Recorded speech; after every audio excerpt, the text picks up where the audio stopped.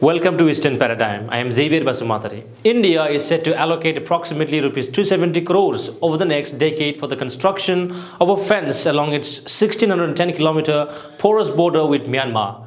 The primary objective of this initiative is to curb smuggling and other illicit activities, a decision made in the interest of national security and to preserve the demographic composition of the northeast region.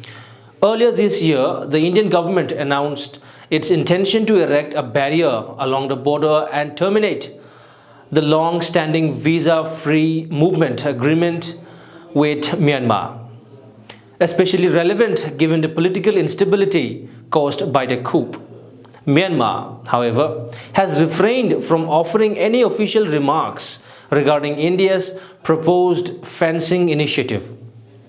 Since the military coup in Myanmar in 2021, a substantial number of civilians and troops have sought refuge in the northeastern states, where there exist strong ethnic and familial bonds between the populations on both sides of the border.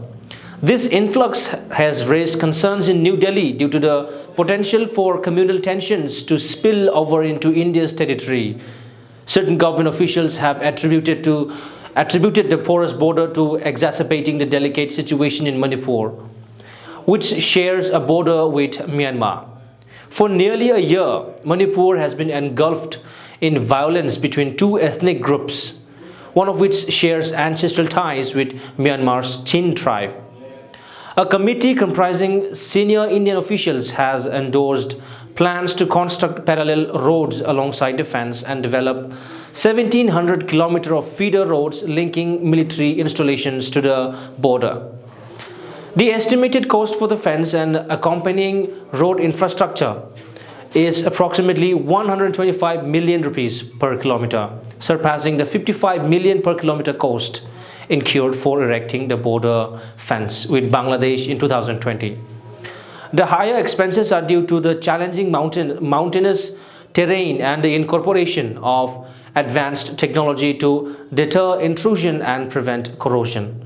Recently, approximately 200 Myanmari civilians, primarily women and children, sought refuge at Moreh in Manipur's Tengnopal district following renewed clashes between Myanmar's military junta and rebel groups near the border. This incident, along with previous instances of refugees fleeing violence in Myanmar, indicates the significance of India's decision to increase border security amidst rising tensions and humanitarian concerns. Incorporating the objections of the Mizoram government and the UN Declaration of Rights of Indigenous People, it's important to address the historical context of the region. Mizoram, a state with strong indigenous community sense, has voiced concerns over the fencing initiative through its assembly members last month.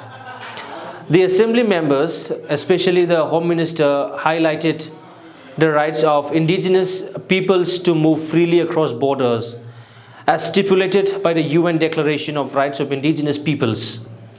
This declaration recognizes the rights of indigenous communities to maintain their cultural identities, including their traditional practices of cross-border movement that predate modern geopolitical boundaries.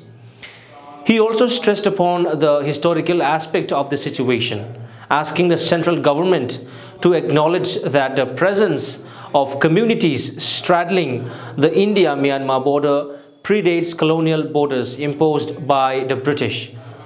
Nagas and Kukis, for example, have ancestral ties that transcend the modern borders, with some households divided between India and Myanmar. This raises complex questions about identity, citizenship, and belonging, especially in light of the UN Declaration, which acknowledges indigenous people's rights to maintain connections with their ancestral lands and communities across borders.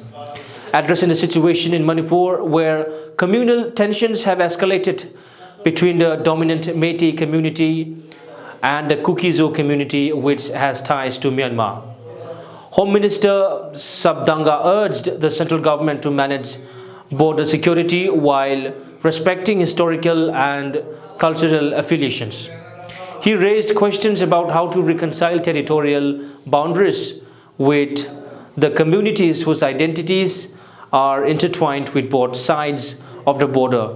It is to be noted that of the four states bordering Myanmar, Mizoram, and Nagaland are opposed to the fencing plan, whereas Manipur and Arunachal are in favor of it. That's all for today's news. For more such updates, keep watching Eastern Paradigm. Welcome to Kate's World. Located in Cockroach Town, our preschool has been nurturing young minds since 2014. With dedicated teachers and a personalized curriculum for playground, nursery, and KG levels, we ensure your child's developmental needs are met. Safety, security, and hygiene are our priorities, offering parents peace of mind. Our spacious campus provides a serene environment for children to thrive.